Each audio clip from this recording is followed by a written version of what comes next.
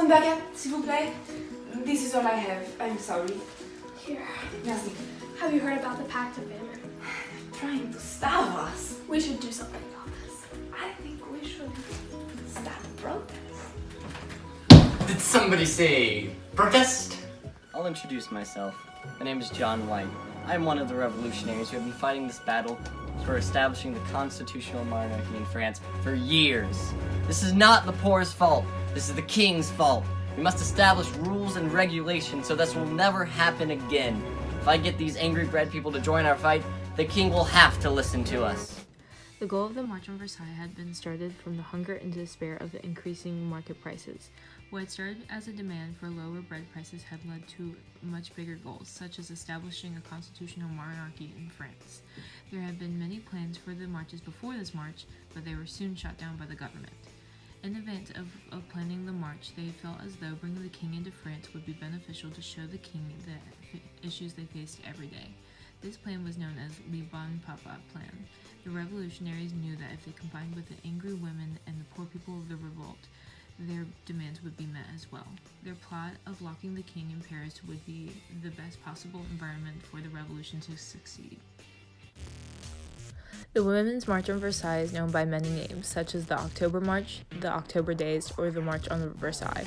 This march was one of the earliest events of the French Revolution. It was the morning of October 5th, 1989, when groups of women in the marketplace were rioting over the high prices and scarcity of bread.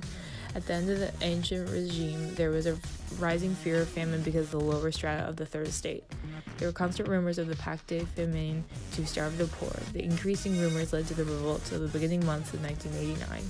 These revolts also led to the Great Fear of the summer of 1789. The poorest people in France were paying about half their income to pay for bread. The rioting of the poor would be catalyzed by the activities of the revolutionaries. The revolutionaries wanted a reason to riot, ultimately to set up a constitutional monarchy for France. The mob would grow from groups of hundreds to groups of thousands.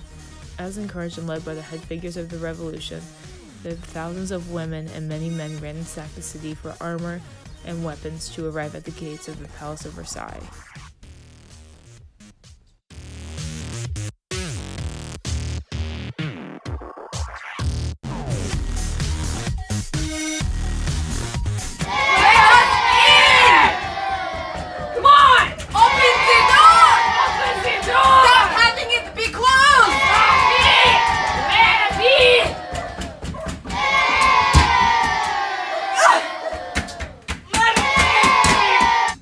Many people waited outside the palace, but many were able to find an unguarded entrance.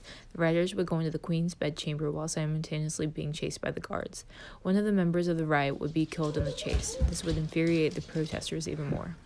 I will kill you! I will have your head!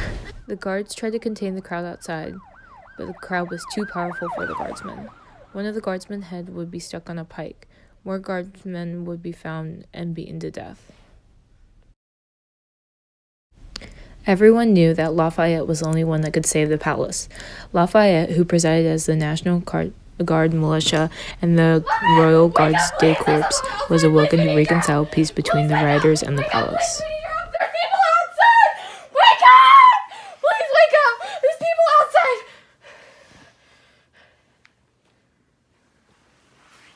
My people need me. Lafayette was able to convince the king to address the crowd.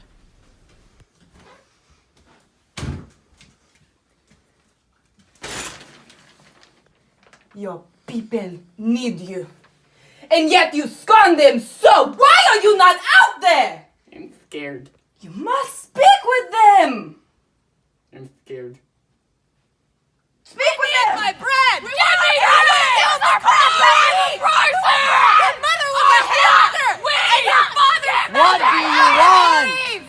bread! Obviously. Seriously. Although the crowd had settled down for the most part, they still demanded that the king should return with them back to Paris. Lafayette was able to convince the king to go with the protesters. It was about 1 o'clock in the afternoon of October 6, 1789, when the royal family was escorted by the mob and 100 deputies to Paris. The mob had grown from over 60,000, taking over 9 hours. Although the people of France sang songs of their good papa, they still carried pikes bearing the heads of the slaughtered Versailles guards. They arrived at the Tuileries Place, which had been abandoned since the reign of Louis. The king was asked for his orders and replied with an uncharacteristic lack of confidence, "Let everyone put himself where he pleases." The king asked for Charles I of England to be brought from the library. The rest of the National Constituent Assembly followed the king within the next 2 weeks into the new quarters of Paris. There were many problems during the French Revolution, making it almost 2 years until the first French Constitution was signed in September of 1791. This march, along with many other key events, pushed France to make it happen. Although the king had tried multiple times to flee the country, the constitutional monarchy helped France in more ways than expected.